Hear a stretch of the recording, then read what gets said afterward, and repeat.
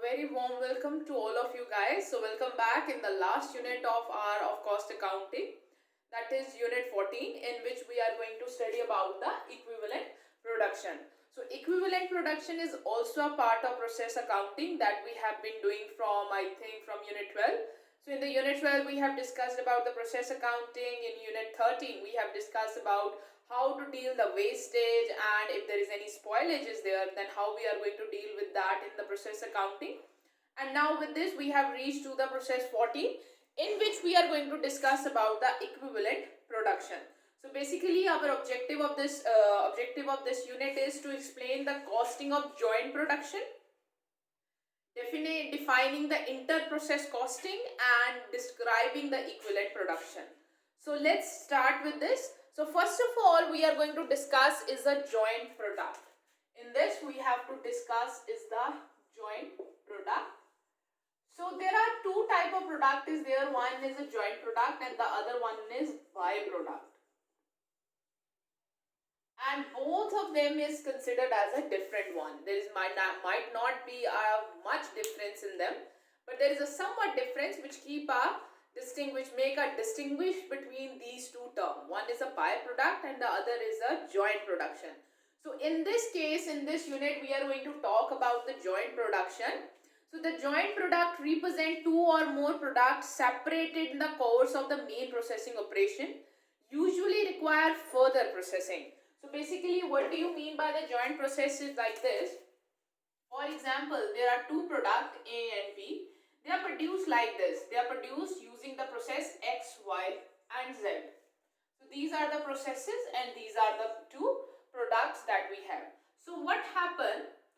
Through X to Y process, A and B get processed equally. So in the X process, you guys can say from 1 to 2, the X process, they are being produced equally. They are being produced equally or samely, and after the end, where the end of X is there, they get separated. So for the completion of A, you have to perform Y process on it, and for the completion of B, you have to perform the Z process on it. So this is what it is, a joint process. A joint process product is.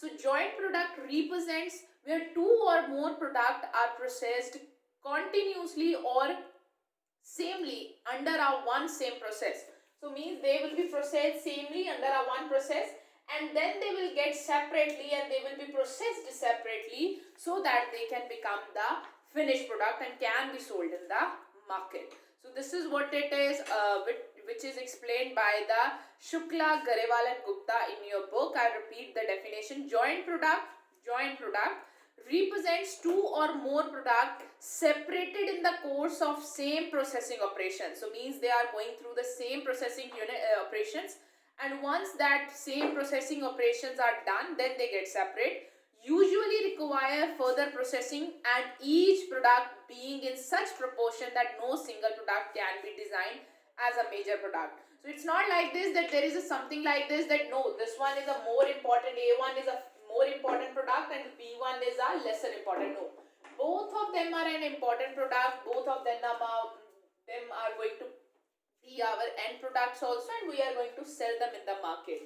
Just the thing is that they are produced jointly. So means in the operations, when the operations are carrying on, they are produced jointly up to a specific period of time. Like A and B is going through the process X.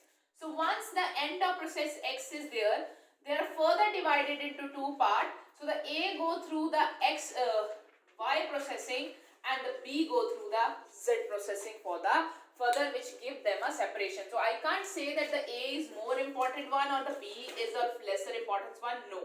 Both have the equal importance and the both will be sold at the market as a finished product. So these are not a byproduct. So basically what happens when we talk about a byproduct? Byproduct is found as an extra product. We are not keen to make a byproduct, but it's come because we have to produce our main finished product. So that's why the byproduct is there, and generally in the case of a byproduct there is no further processing is there. But in the case of a joint product, there is a further processing is there. So this is what the thing is related to it. So no single product can be designated as a major product under the joint product. Byproduct has been defined as, so if we define the byproduct, it will be defined as any saleable or usable value indicatedly produced in addition to the main product. So basically byproduct is produced in addition to main product. So it is produced, why? Because we want to produce the main product, we don't want to produce the byproduct. But in the joint product we want to produce these two. Just the separation is there, that for the completion, if there are three part is there, so three part they are going, one part or two part they are going equally in through the same processes, and then afterwards they get separated. The main difference between the byproduct and the joint product in this case is of the former. So if we talk about the former, that is a byproduct. So in the byproduct there is no extra expenses are to be required, so there is generally no further processing is there, and even if there is a further processing, that is also of a very little amount, that's not of a big amount, because we don't want to make it as a finished good, and that our main important product it is, from whom we are going to earn quite amount of profit. So but if we talk about the joint product, so in the joint product there is going to be quite amount of processing that we are going to involve in it. We are going to consider it as our main product also, one of the main product also, and we are going to exaggerate quite amount of effort to earn maximum profit out of it. So this is what the thing is. Joint product are produced simultaneously by a common process or a series of processes. So means in a joint product we are producing, so there are some common processes are there. So once those common processes are done, so we separate them as per the further processing of them.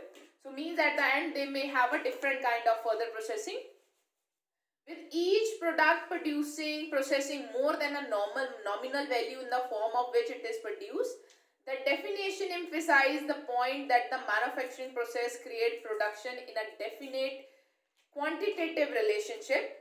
An increase in one product output will bring about an increase in the quantity of the other product, or vice versa, but not necessarily in the same proportion. So basically when you produce the joint products, they go on equally through different kind of processes.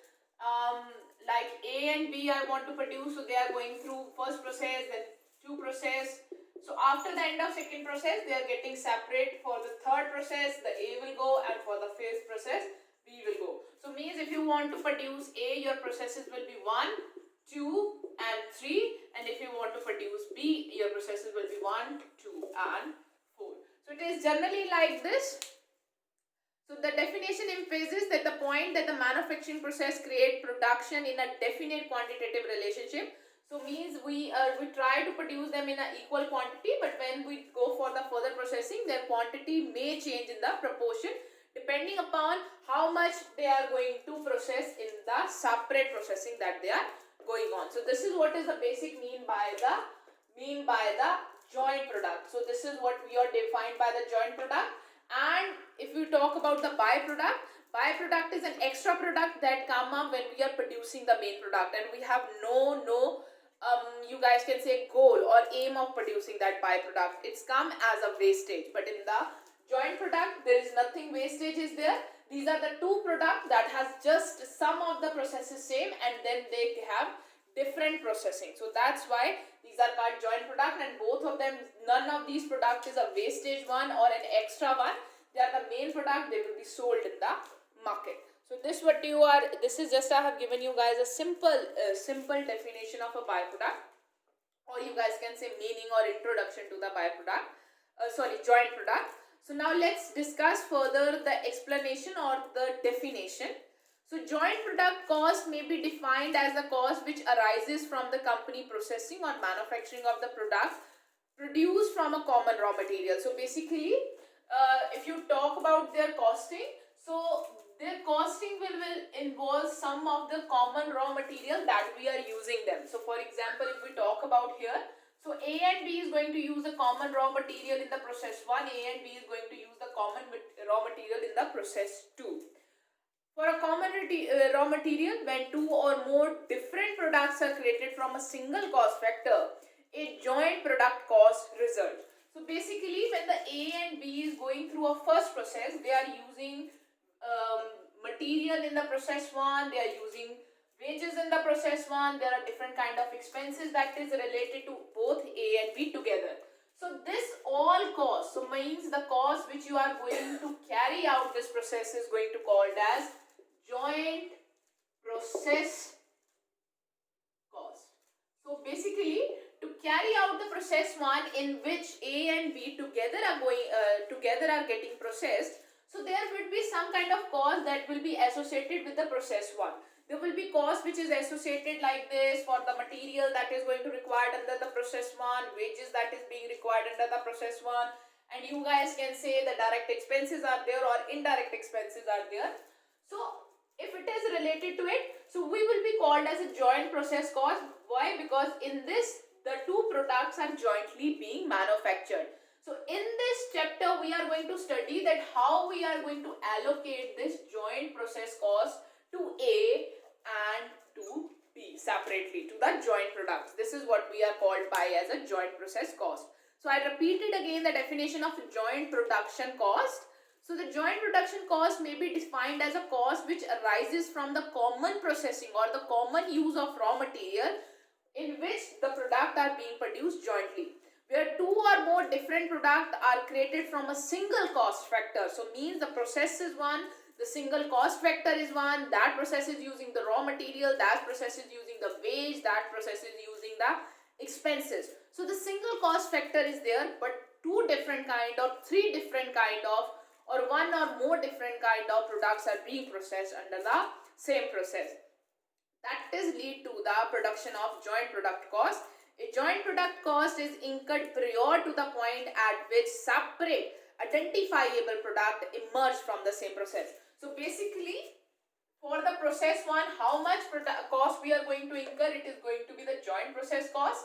For process 2, how much cost we are going to incur, it is going to be called as joint process cost. But for the cost that we are going to incur to carry on the process 3 will not be a joint process cost, neither for the 4, because these processes are separately for A and B, in which A and B are not produced simultaneously. So these are the different processes, different for A and different for B.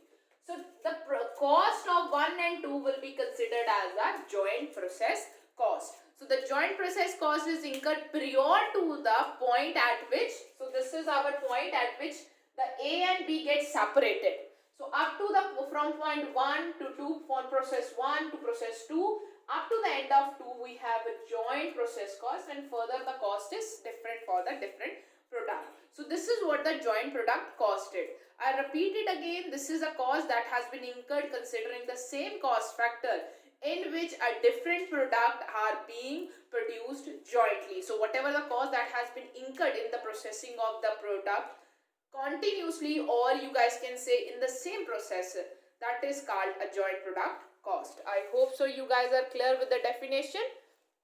So let's move to the next thing that we have to discuss over here. He is giving us an example of a very simple example of a thing. For example, the production of a coke. So this is not a coke that we drink. This is a coke that has been come up from the processing of a coal in the coal industries, and it is being used in the different kind of industries for the running of factories or the production of for the running of thermal energy plants also. So the production of coke, from which coal is the original raw material. So basically from the processing, in the processing of a coal, when the coal is being processed, from that we produce a coke. In addition to coke as its major product, the process produces sulfate of ammonium, light oil, crude tar and gas. The greater quantity of gas is not sold, but it is used to fire the coke ovens and to boiler in the power plant. So you guys can say that the different kind of raw material, or you guys can say, so from a same raw material which is a coal, that is a raw coal, we are being processing them together. So means they are being processed, and after each and every process a different kind of main product is coming, or you guys can say a product is coming, getting separated from it in the form of sulfate of ammonia is there, light oil is there, crude tar is there and gases are there. So for every material or every finished product that is being produced by the refining of the coal, that is being used for the different processes or the different motives. So the coke ovens are the splitter point for a coke assignment. The cost of each product consists of a pro rata share of the joint cost. So basically it is like this. If we talk about this example, he say that we put coal, raw coal in the processing. So means there are so many processes that are being carried out. So it could be like this: after the processing of one, there is one unit that's split off in the form of gas. Then there is a further process, and here we have a split off of sulfate of ammonia. There is a further split, and we have a light oil or something like that. So for every process we may have, so we have to separate this cost and give this cost to the gas also. So in the processing of this raw coal, so there is some amount of sulfate of ammonia is there, which is going to have one more process, and then we have to separate the cost of these process to the different units that are being processed in. So you guys can say for the process 1 cost will go only to the gas. But for the process 1 and 2, it cost will go to the sulfate of ammonia also. And if we talk about the light oil, it will have the cost of process 1, 2 and 3. So this is what we have to do under the equivalent production or a joint process cost, that how we are going to divide them. It is generally here it is done on a pro rata basis. But basically, in spite of allocating them on some percentage basis or any of a pro rata basis, there are so many different bases are given to us on which you can allocate the joint product cost, on the basis of which this joint product cost can be allocated. So now we are going to study these different methods through which you can allocate this cost. So here we are given with a pro rata basis, but in spite of just using the pro rata basis, we may have different methods through which you can allocate, through which you guys can allocate this cost. So we are going to discuss that. So let's start with it. Average unit cost method. So the first method is under it, average unit cost method. So this is the first method that we are going to study for it. So under this method, the joint cost is apportioned to the joint product by computing the average unit cost of the product output. So under this, we compute average unit cost. So under this, how we apportion, how we divide, you guys can say, among the different joint product that are being produced using the same process, we divide them on the basis of average unit cost. So how to compute the average unit cost? The average unit cost is computed by dividing the total manufacturing cost by the total number of units produced of all the product. So basically, how you are going to compute the average unit cost method cost? You are going to compute total manufacturing cost, so of the joint products. So total manufacturing cost divided by the total number of unit produced, total number of unit produced of all products, So by computing this, for example, if you take any kind of imaginary figure that okay, we have incurred 1 lakh cost in carrying out a total joint product processes, and the number of unit that we have produced of A, for example, of A we are producing 6,000, for B we are producing 4,000.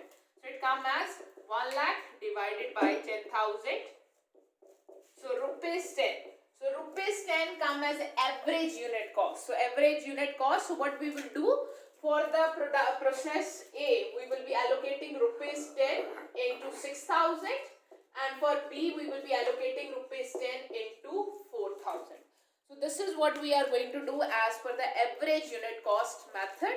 So the average unit cost is computed by dividing the total manufacturing cost by the total number of units produced of the different products. This method is useful when all the product produced are uniform with each other in the respect. So basically, This method can only be useful when the number of unit produced of A and B are in similar in nature. So basically, it's not like this that they are very diverse in nature. So only useful when there is uniformity. So they are uniform and they are similar in nature. So this method will not be useful if the product units are not similar with each other. So means if there is something variation between A products and B products is there, so then this method will not be useful. So for example, it could be like this. They are going through process 1. So process 1 is A being a more complex product. So A require more processing under the first process, and B may require a little less processing under the process 1. So in this case, the average unit cost method will not be applicable. Why? Because both of the units are not, you guys can say, similar in nature. So means if A and B have a similar kind of a processing under the first process, then this method can be used. But if there is even a slightly variation is there and they are not similar with each other in nature, then this process will not be used. This method cannot be used to allocate the joint product cost between the different product that is being produced simultaneously or through the same process. So this is the first process that we have, or you guys can say method, that we have discussed to allocate the joint product cost, that is the average unit cost method. So now we are done with the average unit cost method. So let's move to the second method that we have with us, that is a physical unit method. So the next unit or the next method that we have with us is physical unit method. So this is the second method that we have with us. So under this method, the joint costs are allocated or apportioned to joint product on the basis of relative physical unit of output of each joint product till the split of time. So basically, physical unit method. So under this method, how we allocate the joint process cost. So how we allocate the joint process cost among the different joint products that are being produced on the basis of relative physical unit, on the basis of relative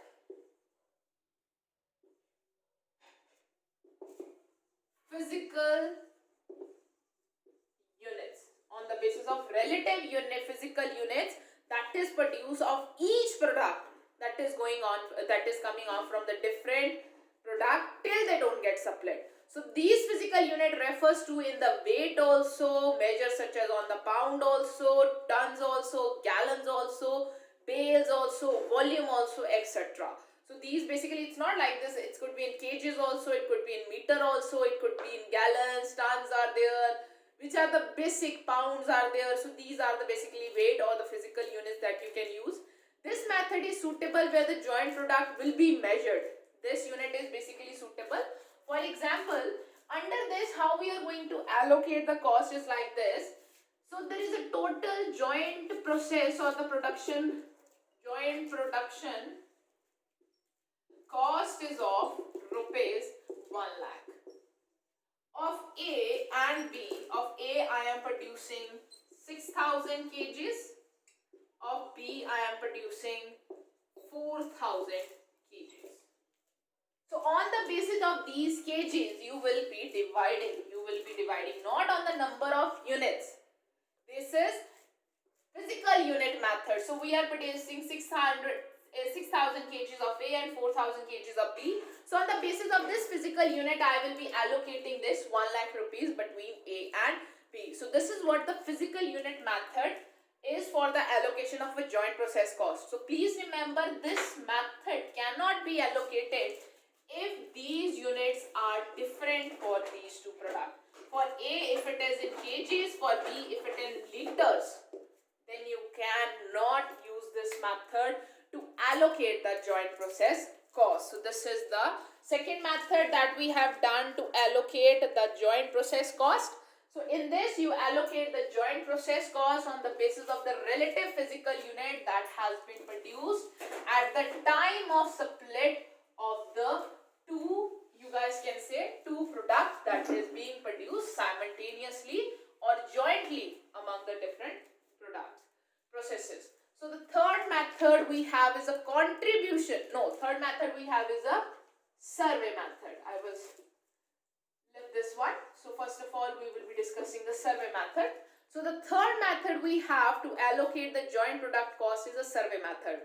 So the survey method is also termed as point value method. The other name of it is point value method. So this is the second method, third method we have. In this method, the joint costs are allocated on the basis of percentage or point value is assigned to each product according to their relative importance. So basically, under the survey method, you allocate joint production cost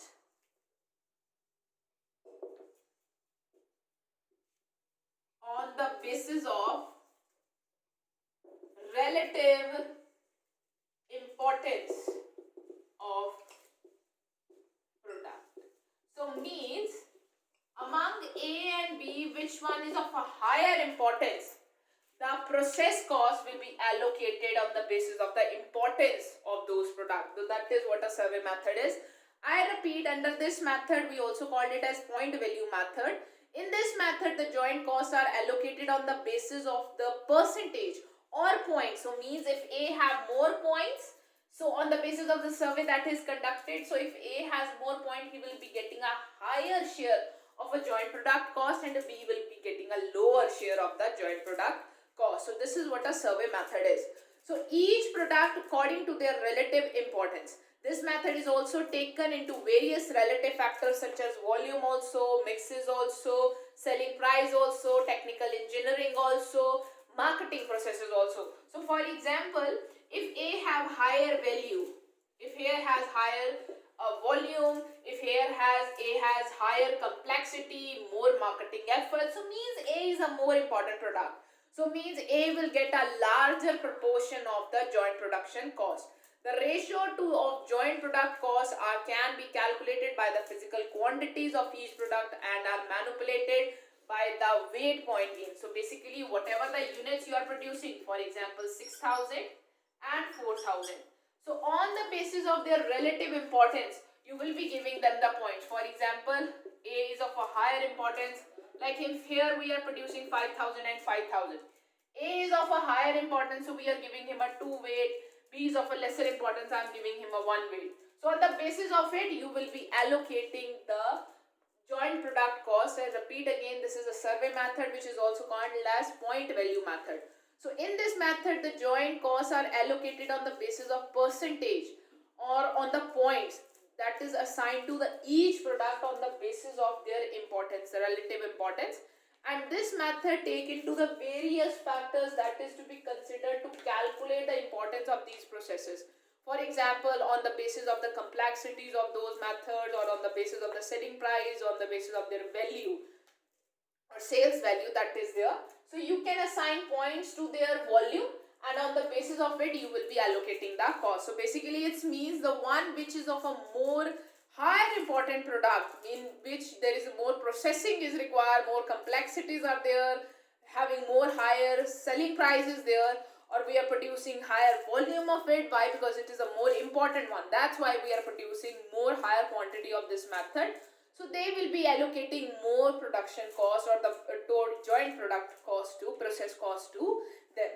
So this was the third method that we have discussed about the allocation of a joint product cost.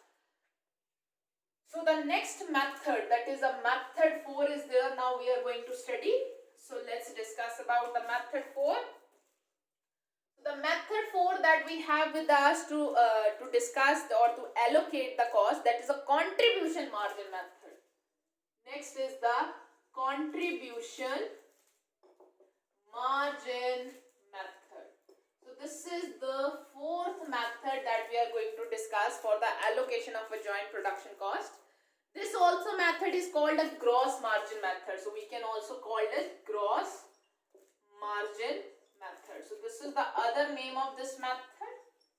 So under this method, according to this method, the joint cost is allocated or apportioned as fixed cost and variable cost incurred at the point of separation. The joint fixed costs are apportioned on the basis of contribution of each product, whereas the variable cost of joint products are apportioned according to the volume of unit that has been produced.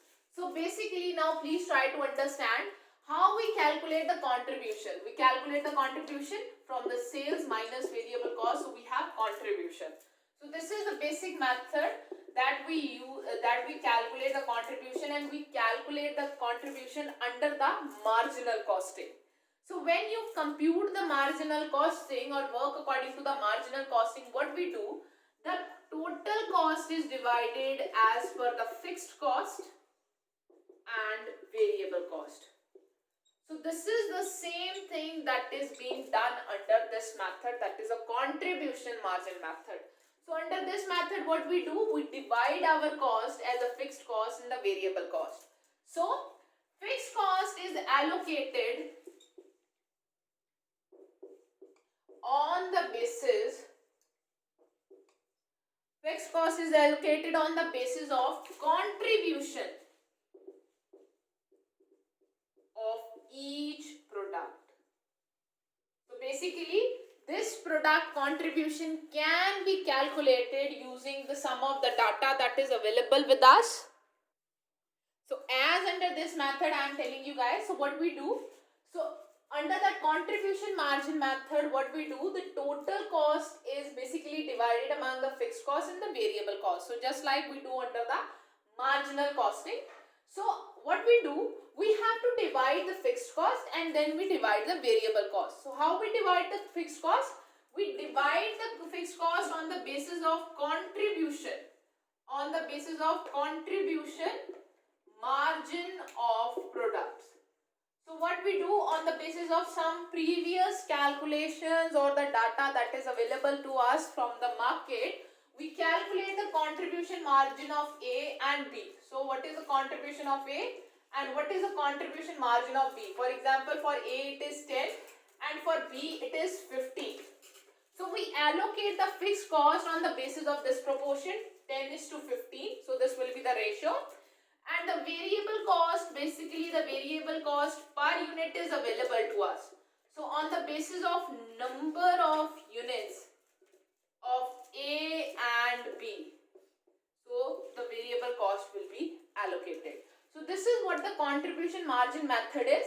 So under the contribution margin method, which is a little complex method because it is quite based on number of calculations that we have to carry out to allocate the cost. So this method is also called as a gross margin method. So according to this method, a joint costs are allocated or apportioned on the basis of fixed cost and the variable cost. So means whatever the joint cost is there, we divide it first of all on the basis of fixed cost and the variable cost, and the fixed cost will be allocated on the basis of the contribution margin of the each product. So process A of product A and product B, we calculate their contribution margin, and on the proportion or on the basis of their contribution margin, we allocate the fixed cost, and the variable cost is allocated on the basis of per unit that is being produced. So this is what it is, contribution margin method of the joint production cost allocation. So this is the, I think, fourth method we have discussed. So let's move to the fifth method. So the fifth method that is given with us is a standard cost method.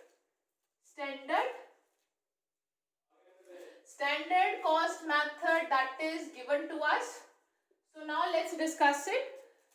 So under this method, the joint costs are apportioned on the basis of a standard cost. For example, standard costs are determined in advance. So basically these are the standard costs decided in advance on the basis of some experience or on the basis of the previous calculation or the past information or the past data that is already available with us. So what we do, on the basis of this standard cost, we allocate whole of the cost in advance for a joint production based on the past experience, technical aspect, operational efficiency and the cost factor that has already been done. So for the standard costing method, on the basis of various calculations that you have calculated till now, so So for example, I have calculated standard cost is rupees 10 per unit. So no matter how many units of A and B are produced, for example, for it we are producing 6,000 and for B we are producing 4,000. So we will be just multiplying it with 10 and 10 and we will be allocating these costs.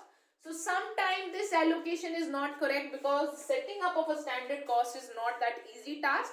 Moreover, the cost can vary. The cost can vary and it can lead to the over allocation and under allocation of the cost also. So that's why the standard costing method may not be that much appropriate, but it also help us to remove the technicalities of allocation of the cost. Why? Because we are already known with the standard, so we will be using the standard to allocate the cost. So we don't have a need to do any further kind of calculation under it. So then we are done with this fifth method also of the standard costing method. Now the next method that we have with us to allocate the joint cost is the sixth method, and that is a weighted average method. So this is weighted average method that is given to us. So under the weighted average method, under this method, the weights are assigned to each unit based on upon their size of the units, difference in the type of labor employed, their material consumption, market share, efforts of the labor. So it is somewhat like a survey method. Again, you guys can see. So as in the survey method, we allocate the cost on the basis of their importance, that we calculate on the basis of their market price or on their volume or on their complexity. So similarly, under the weighted average method, what we do, we assign weights to the number of or the different kind of product that we are producing on the basis of their volume, their consumption, material consumption, their market share, the efforts of the labor that is required to produce them. So the joint costs are allocated on the basis of their average, weighted average to each product. So this method is highly useful if the weight assigned to are on an objective basis. So this method will be very useful that if you are assigning the weights to the product, so that allocation or the assigning of the weights is a very appropriate one and basically has been done on the basis of different bases. So if subjective elements creep in, this method may not give accurate results. So basically, if you are not able to give the weights to the different products in a proper way, then they may lead to a distorted allocation of a joint product cost among the different processes. So the fifth one or the sixth one that we have with us is a weighted average method. Under this, the joint product cost is basically allocated among the joint product or you guys can say joint products A, B, C or any of the product on the basis of weight that has been assigned to them, on the basis of their technicalities, market share is there or their relative importance is there. So that is what the weighted average method is. So the next method that we have with us for the allocation of joint production cost is, seventh one is market value market value method. So now this is the seventh method that we have with us.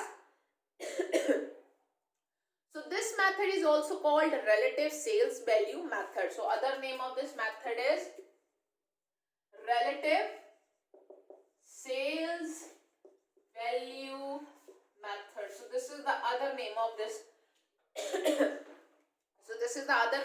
method. So according to this method, the number of units of each product manufactured is multiplied by the production selling price to obtain the sale value of the production.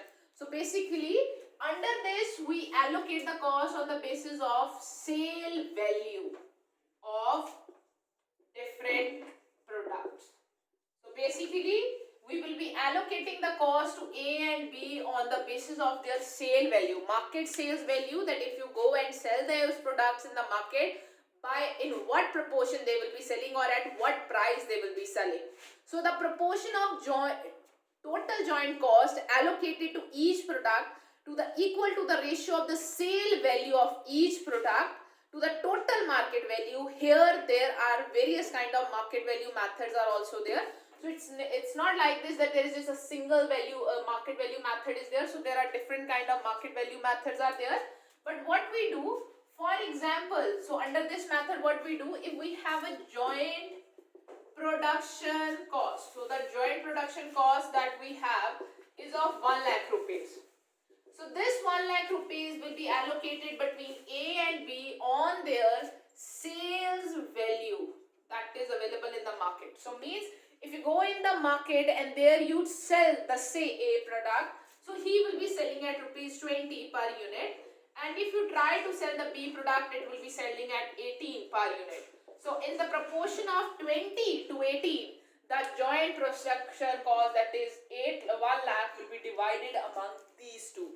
So this is what the market value method is. So market value method again further have a 3 different kind, I think of various, not 3.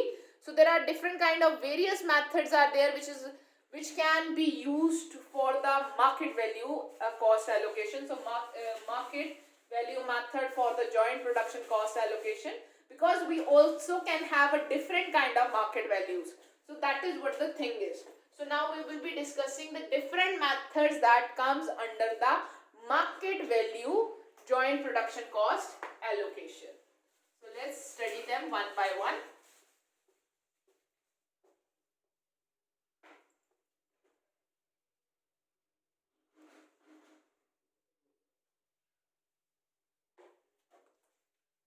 So market value method, because we can have a different kind of market values also, so that's why there are different kind of market value methods are there. So first one is market value at separation point. So means if you talk about a market value, so basically which market value you are talking about? You are talking about the market value of the finished products, or you are talking about the market value when they are just come up from the processing and now they are being separated. That is the split off point.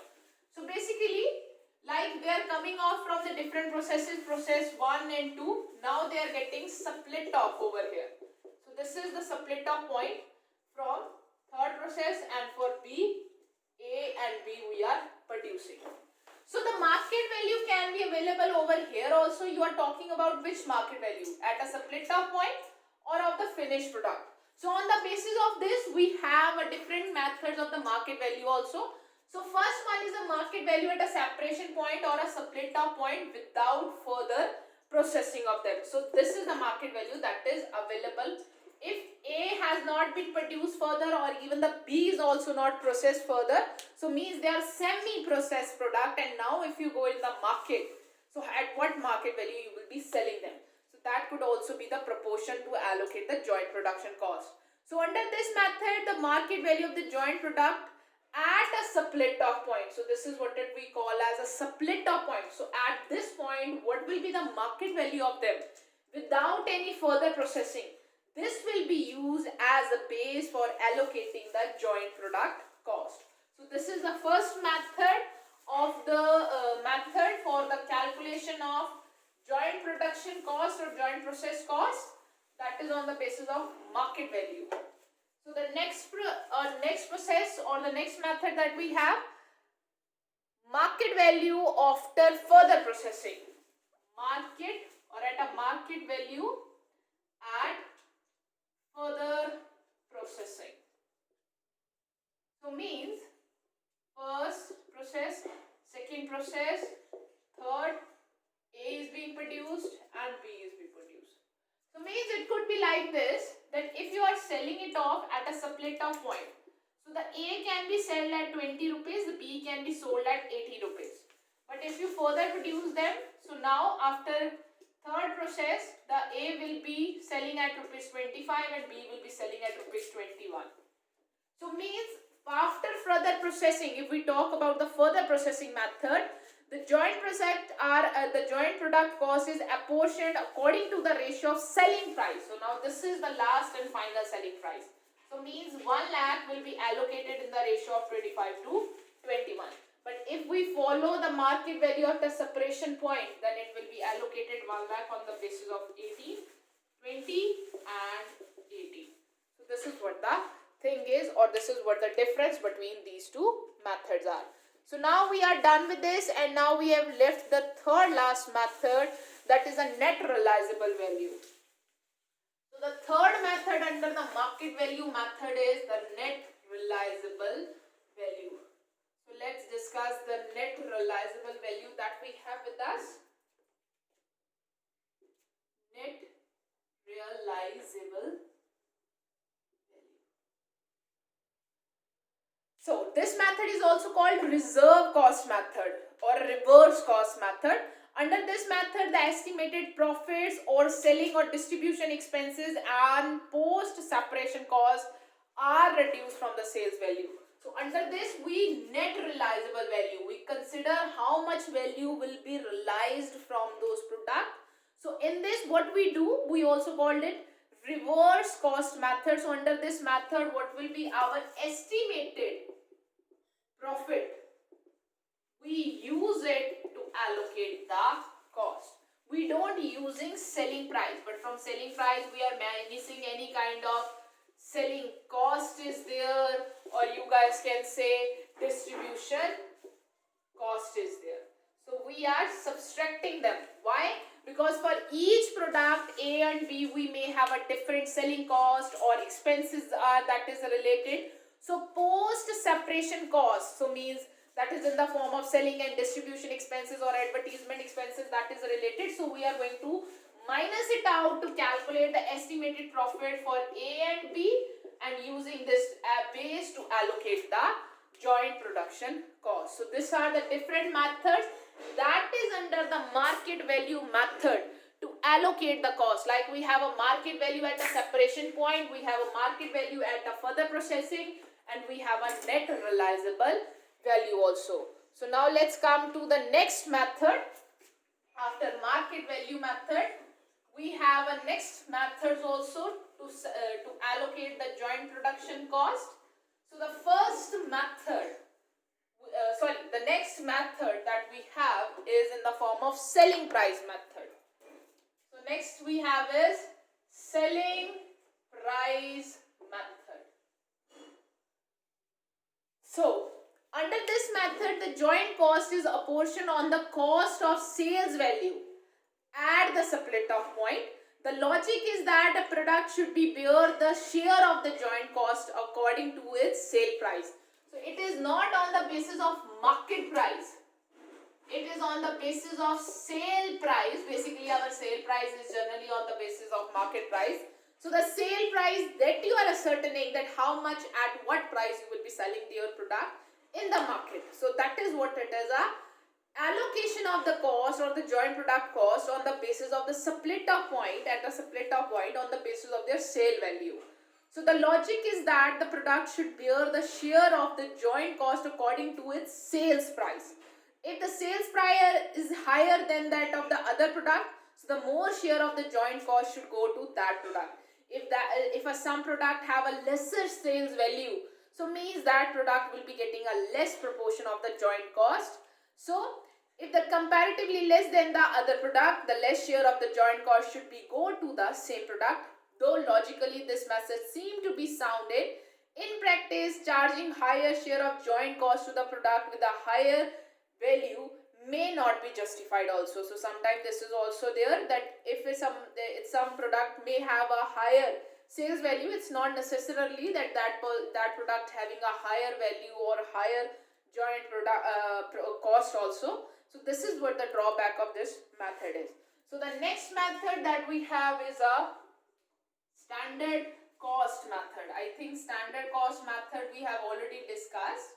So this method is issued material at predetermined rate or estimated price are fixed for normal and future prices also, and the difference between the actual and the standard cost is allocated. Okay, so why this method is a little different? If in this we have a standard cost fixed for material, or you guys can say wages or different processes, and if there is any kind of difference come between the standard that you have determined and the actual that has been used, so you can allocate it on the basis of the different basis. The variations amount count enable the management to observe the extent to which the actual material cost may differ from the planned one, and thereby eliminating any kind of extra cost that is being incurred. So it also help us to control the cost. So these are the basically methods that we can use to, you guys can say, to use to allocate the cost to the joint product that is being produced jointly. So we have survey method, we have average unit method, we have market method, market value method, which are of further 3 type is there. Contribution method is there, sales price method is there, survey methods are there, and different weighted average methods are there through which you can allocate the cost. So then in the next video we will be discussing about we will be discussing these things in the practical and the numerical questions. So thank you so much guys for your time. Have a nice day ahead.